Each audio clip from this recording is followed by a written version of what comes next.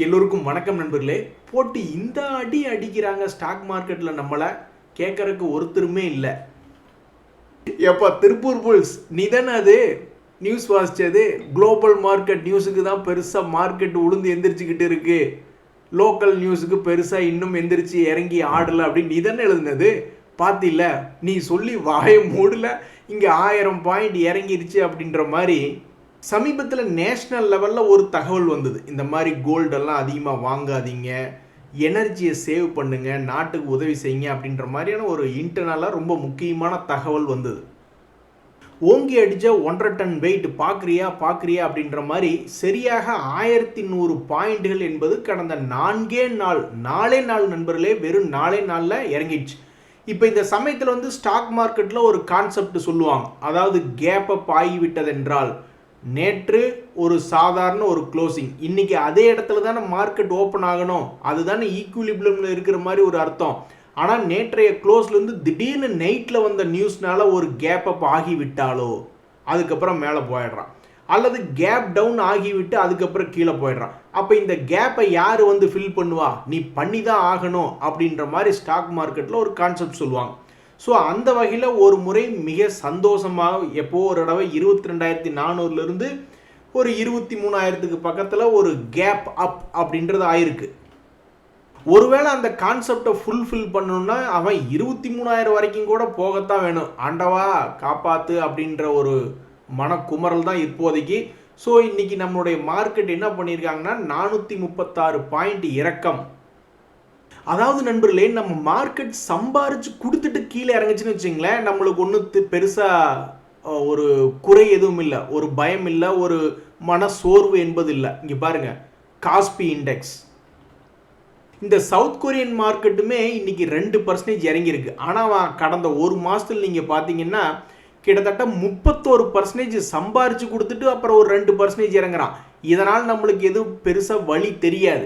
நீ சம்பாரிச்சே கொடுக்கல, அதுக்குள்ளே உன்னை யார் கீழே இறங்க சொன்னது அப்படின்ற மாதிரி ஷார்ட் டேர்ம் ட்ரேடர்ஸ் கண்ணில் தண்ணியாக வந்துக்கிட்டு இருக்கு பாவம்.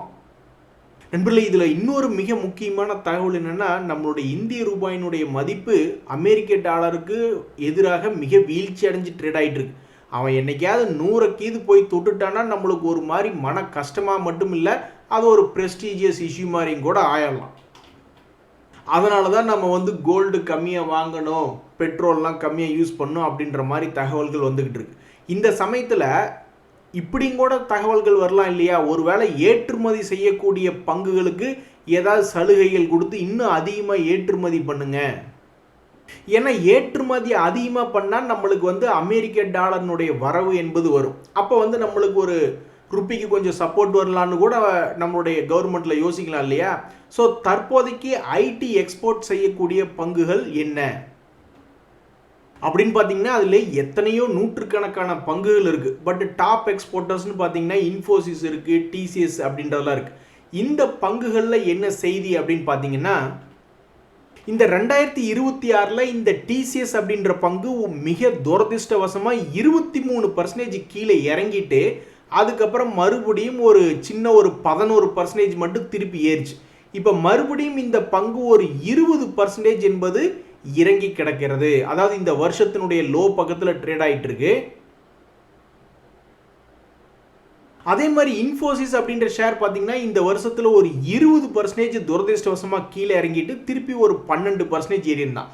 இப்போ கரண்ட் மார்க்கெட் ப்ரைஸ் என்பது 200 days மூவிங் ஆவரேஜ்லேருந்து அது இருக்கிறதுல இந்த வருஷத்தில் ஏற்கனவே 20% இறங்கினதான் ரொம்பவுமே ஒஸ்ட் கேஸ். திரும்ப அதே மாதிரி ஒரு 20% இறங்கி கிடக்கக்கூடிய இது போன்ற ஐடி சாஃப்ட்வேர் எக்ஸ்போர்ட் பண்ணக்கூடிய பங்குகள், அதெல்லாம் இனி மார்க்கெட்டில் அடுத்தது என்ன ஆகும், அந்த பங்குகளுக்கு ஏதாவது செய்திகள் வருமா அப்படின்ற மாதிரி தான் பல ட்ரேடர்கள் வாட்ச் லிஸ்ட்டில் வச்சு பார்த்துக்கிட்டு இருக்காங்க. இங்கே பாருங்க நண்பர்களே, இப்போ ஐடி பங்குகளை எத்தனையோ இறங்கி கிடக்கிறான். அவனுங்கெல்லாம் வந்து இந்த ஹெச்எஃப்சிஎல் அப்படின்ற ஷேரை பார்த்து பாடம் படிச்சுக்கணும். எவ்வளவு வேகமாக ஷார்ப்பாக மேல் நோக்கி ஏறி வந்திருக்கு பாருங்க இந்த ஹெச்எஃப்சிஎல் அப்படின்ற பங்கு. இந்த ஹெச்எஃப்சிஎல் ஷேர் இப்படி மேல் நோக்கி ராக்கெட் மாதிரி வர்றதுக்கு பல காரணங்கள் இருக்குது. அதில் முதல் முக்கியமான காரணங்கள் என்ன அப்படின்னு பார்த்தீங்கன்னா, அவங்களுக்கு கிடைச்சிருக்கக்கூடிய ரீரேட்டிங், அதாவது இவங்களுக்கு நிறைய பெரிய ஆர்டர் கிடைச்சிருக்கு அப்படின்ற தகவல்லாம் சமீபத்தில் வந்திருந்தது. அது போன்ற பல்வேறு பாசிட்டிவ் தகவல்கள் கிடைச்சனே அவன் பாட்டுக்கு தன்னுடைய லோ 50 ரூபாயிலிருந்து எவ்வளவு சூப்பராக தன்னுடைய பழைய ஹையை தொடர்க்கு ஏறி வந்திருக்கான் பாருங்க. அது மட்டும் இல்லை, இந்த ஷேர் வந்து நெகட்டிவ்லேருந்து பாசிட்டிவ் ரிசல்ட் கொடுக்க ஆரம்பித்ததும் 2025. ஸோ லாஸ் மேக்கிங்லேருந்து ப்ராஃபிட் மேக்கிங்காகவும் திரும்பினா, அது போக பெரிய ஆர்டர்கள் கிடைச்சிருக்கு அப்படின்ற ஒரு நியூஸு, அது போக அவங்க டிஃபென்ஸ் செக்டர் சைடும் போகிறாங்க அப்படின்ற ஒரு தகவல், இது எல்லாத்தையுமே வச்சுக்கிட்டு அவன் அப்படியே ராக்கெட் மாதிரி மேல் நோக்கி ஏறி வந்துட்டான்.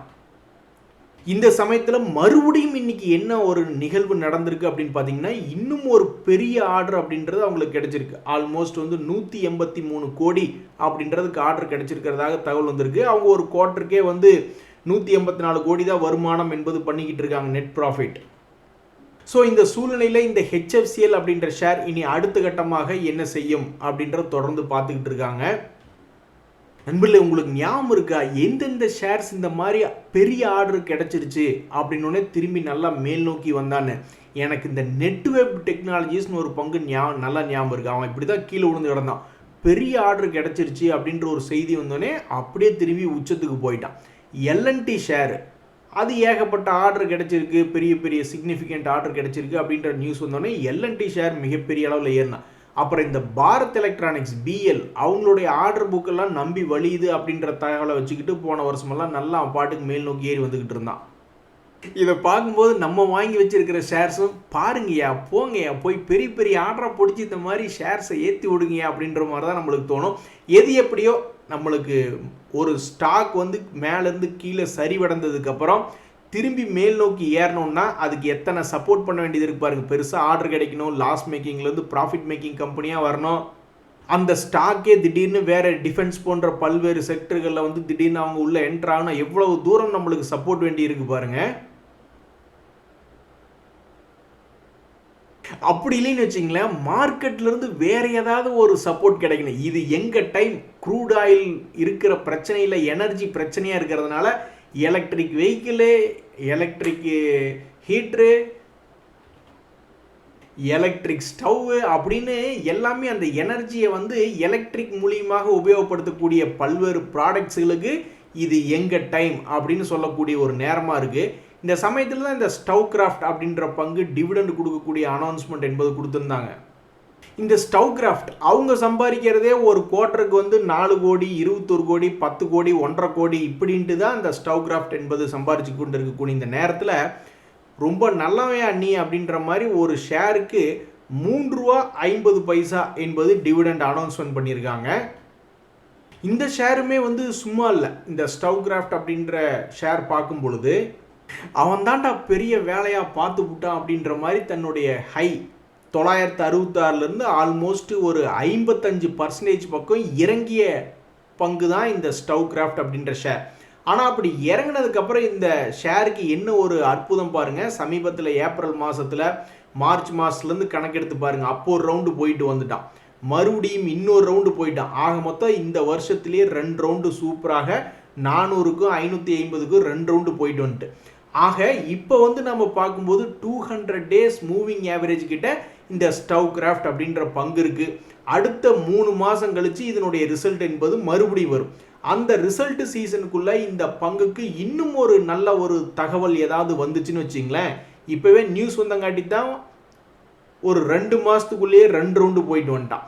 மறுபடியும் ஏதாவது ஒரு பெரிய எனர்ஜி கிரைசிஸ் சம்மந்தப்பட்ட தகவல்கள் வந்ததுன்னா இந்த ஸ்டாக்குக்கு ஏதாவது ஒரு ஃப்ரெஷ் மொமெண்டம் கிடைக்குமே அப்படின்ற மாதிரி இந்த ஸ்டாக்கை வச்சுருக்கிறவங்களாம் பார்த்துட்டு இருக்காங்க.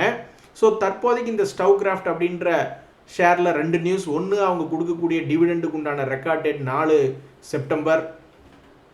ரெண்டாவது, அந்த ஷேர் வந்து ஒரே நியூஸுக்கு பாசிட்டிவாக ரியாக்ட் பண்ணி 2 முறை இறங்கி ஏறி சம்பாரிச்சு கொடுத்து கரெக்டாக 200 டேஸ் மூவிங் ஆவரேஜ் பக்கத்தில் இருக்குது. நண்பர்களே, 10-15 ஷேர்களை சப்போர்ட்டில் பார்த்தா தான் எவனாவது ஒருத்தர் 2 பேராவது ஏறுவான் அப்படின்றது ஸ்மார்ட் மணி கான்செப்டுக்காரங்களுக்கு தெரியும். ஆனால் இந்த ONG ஷேர்லாம் கொஞ்சம் கூட யோசிக்காமல் சப்போர்ட்லேருந்து எகிரிடுச்சு. அது இருக்கக்கூடிய செக்டர் அந்த மாதிரி. ஸோ இந்த ONGC ஆல்ரெடி சமீபத்தில் ஓரளவுக்கு மொமெண்டம் 200 டேஸ் மூவிங் ஆவரேஜை தாண்டி மொமெண்டம் எடுத்து அவன் பாட்டுக்கு ஆடிக்கிட்டு இருக்கான். இந்த க்ரூட் ஆயில் ரிலேட்டடான எனர்ஜி ரிலேட்டடான நியூஸ் வந்து அவனுக்கு சப்போர்ட் கொடுத்துக்கிட்டே இருக்கு. அதனால ஒவ்வொரு சப்போர்ட்டை எடுத்து ஏறி ஆடிக்கிட்டு இருந்தான். இப்போ தாங்க கடந்த சில நாட்களுக்கு முன்னாடி தொடர் சரிவடைஞ்சு ஒரு சப்போர்ட்ல 50 டேஸ் மூவிங் ஆவரேஜ் பக்கத்தில் வந்து விழுந்தான். இன்னைக்கு போய் பார்த்தா ஒரே நாளில் அந்த சப்போர்ட்ல இருந்து எகிரி விட்டது. ஸோ இன்றைய சரிவடைந்த மார்க்கெட்டில் கிட்டத்தட்ட 4.7% இந்த ஓஎன்ஜிசி ஏறி இருக்கிறது ஒரு மிகப்பெரிய சம்பவம். இதே செக்டரில் தான் கிட்டத்தட்ட ரிலையன்ஸ் என்ற பங்கும் இருக்கிறது. அந்த ரிலையன்ஸ் ஷேரும் இவனுக்கு கை கொடுத்து மார்க்கெட்டை காப்பாற்றிருந்தான்னு வச்சிங்களேன், நம்ம மார்க்கெட் இவ்வளவு பெரிய வீழ்ச்சி என்பது அடைஞ்சிருக்காது. எனிவே ஒரு கட்டம் வரைக்கும் ரிலையன்ஸ் கூட ஓரளவுக்கு பாசிட்டிவ் மொமெண்டம்ல இருந்தான். அதுக்கப்புறம் மத்தியானம் ஒரு 12 மணிலிருந்து இந்த ரிலையன்ஸ் இறங்குச்சு பார்த்தீங்களா, அதனால தான் நம்மளுடைய மார்க்கெட் மிகப்பெரிய ஒரு ஸ்விம்மிங் பூலுக்குள்ள ட்ரெஸ் இல்லாமல் குதிச்ச மாதிரி வெளியே வர முடியல. அப்புறம் நிறைய பேர் நின்றுட்டு இருப்பாங்க. அப்புறம் எப்படி ஸ்விம்மிங் பூல்லேருந்து நம்ம வெளியே எந்திரிச்சு வருவோம், உள்ளேயே தவக்கலையாட்டம் அப்படியே நீந்திக்கிட்டு இருப்போம். அது மாதிரி தான் மேலிருந்து ஸ்வங்கின கீழே ஸ்விம்மிங் பூலுக்குள்ள கீழே விழுந்த அந்த நிஃப்டி கடைசி வரைக்கும் தன்னால் மேல் நோக்கி ஏறி வர முடியல.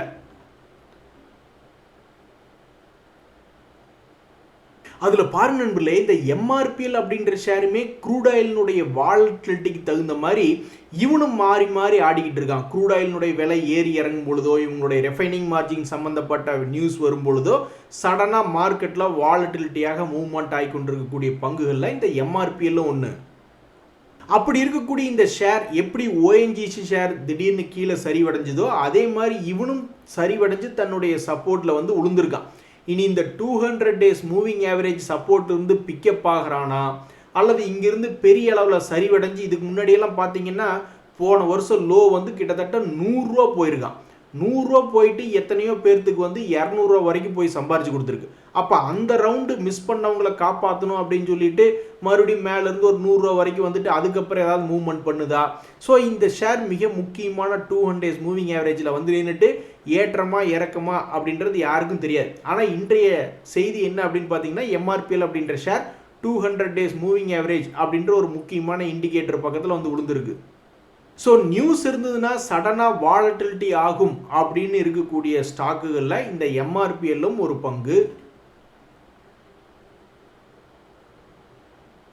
ஆஹா, என்ன ஒரு அற்புதம்! இந்த டாடா பவர் அப்படின்ற ஷேர் வந்து எவ்வளவு டிவிடெண்ட் அனௌன்ஸ்மெண்ட் பண்ணியிருக்காங்கன்னா ₹2.50 அப்படின்றது அதனுடைய டிவிடெண்ட். இந்த சமயத்தில் நிறைய பேர்த்துக்கு ஒரு கேள்வி வரும், ஏன்னா டாடா பவர் அப்படின்ற ஷேரை சில மாதங்களுக்கு முன்னாடி பார்த்துருப்பாங்க. அப்போ இப்போ சமீபத்தில் ஏறி இறங்கி இருக்கக்கூடிய மார்க்கெட்டில் தன்னுடைய பழைய ஹையை வந்து மீட் எடுத்துதா இல்லையா இந்த டாடா பவர் அப்படின்ற ஒரு விஷயத்துக்கு என்ன, அந்த கேள்விக்கு என்ன விடை அப்படின்னு பார்த்தீங்கன்னா, எஸ். இதுக்கு முன்னாடி ஒரு 500 ரூபா பக்கத்தில் 2024 போயிருந்தான். அதுக்கப்புறம் 2025 சரிவுக்கு பிறகு லேசாக தன்னுடைய சரிவை மீட்டெடுத்தான். மறுபடியும் நிற்க முடியல. இந்த 2026 அதே லோக்கு வந்து விழுந்துட்டான். ஸோ ஒரு முறை சம்பாரிச்சு கொடுத்து மறுபடியும் கீழே விழுந்து மறுபடியும் இப்போ ஒரு மிக அற்புதமாக தன்னுடைய பழைய ஹை பக்கத்தில் வந்திருக்கக்கூடிய ஒரு பங்குல இந்த டாடா பவர் அப்படின்றது ஒன்று. என்னமோ தெரியல, கடந்த 10 நாளாகவே அது 470 ரூபா ரேஞ்சிலிருந்து இறங்கி 418க்கு வந்து ட்ரேட் ஆகிக்கிட்டு இருக்கு. பட் இருந்தாலும் இதில் வந்திருக்கக்கூடிய ஸ்ட்ராங் இன்ஃபர்மேஷன் என்னென்னா, அவங்க கொடுத்துருக்கக்கூடிய டிவிடெண்டுக்கு ரெக்கார்ட் டேட் என்பது 23 ஜூன். நண்பர்களே, பெரிய கம்பெனியில் வச்சிருக்கிறதுல நம்மளுக்கு என்ன ஒரு பிரயோஜனம்னா, ஒன்றா டிவிடெண்டு கொடுப்பாங்க, செக்டர் லீடர் கம்பெனிகள் ஒன்றா டிவிடெண்டு கொடுப்பாங்க, இல்லைன்னா ஏதாவது ஒரு வகையில் தன்னுடைய இழந்த ஹையை மீட் எடுப்பாங்க. எப்படி டாடா பவர் கூட மேலே வந்துச்சு பார்த்தீங்களா, அது மாதிரி ஒன்றா தன்னுடைய இழந்த ஹையை மீட் எடுப்பாங்க, அல்லது புதிய உச்சங்கள் கீழ் போய் லாபம் என்பது பண்ணிவிடுவாங்க. அந்த வகையில் இந்த ஃபார்மா செக்டரில் மிகப்பெரிய ஆள் இந்த டாக்டர் ரெட்டிஸ் அப்படின்ற பங்கு. அதனுடைய ரெக்கார்ட் டேட் டிவிடெண்டு கொடுக்கறதுக்கு அப்படின்றது வந்து 10 ஜூலை. சரி நண்பர்களே, நம்மளை போட்டு இந்த அடி அடிக்கிறாங்க. ஒரு நண்பர் கூட சொல்கிறாங்க, இனி நீ ஷேர் மார்க்கெட் பக்கம் வருவியா அப்படின்னு தூக்கத்தில் கூட பயமாக இருக்குது அப்படின்ற மாதிரி. தற்போதைக்கு 4-5 நாளில் மார்க்கெட் கடும் வீழ்ச்சியாகத்தான் இருக்கிறது. இன்னொரு நண்பருக்கு கடந்த 2 நாட்களாக மார்க்கெட் இறங்குறதுனால கிட்டத்தட்ட 2 நாளில் 2.5 லட்சம் ரூபாய் என்பது இறங்குமுகமாக இருக்கிறது. இப்போதான் சமீபத்தில் எல்லாத்துக்கும் லாபம் சம்பாரிச்சு கொண்டிருந்த ஸ்டாக் மார்க்கெட் கடந்த 2-3 நாட்களாக ஒரு குறிப்பிட்ட செய்தியிலிருந்து எப்படி நீ நம்மளுடைய கார்ப்பரேட் ஏர்னிங்ஸ் எல்லாம் இருக்கும், ஒருவேளை நம்ம பழையபடி கோவிட் சமயம் மாதிரி எல்லாமே வந்து ஒர்க் ஃப்ரம் ஹோம் அந்த மாதிரி போனோம்னா அப்போ பொருளாதார ஜிடிபி வளர்ச்சி என்ன ஆகும் அப்படின்ற மாதிரியான ஒரு சிந்தனை. ஸோ இந்த பிரேக் பிடிக்காத வண்டி எந்த இடத்துல போய் நிற்கும் அப்படின்றது தெரியவில்லை. இன்னைக்கு FIS-DIS என்ன பண்ணியிருக்காங்க, குறிப்பாக டிஐஸ் வாங்கியிருக்காங்களா இல்லையா அப்படின்றதா ரொம்ப முக்கியமான தகவலாக இருக்க போது. அதை பற்றி நாளை பார்ப்போம். இன்றைய தகவல் உங்களுக்கு உதவியாக எனக்கு மகிழ்ச்சி தான். ரொம்ப நன்றி, வணக்கம்.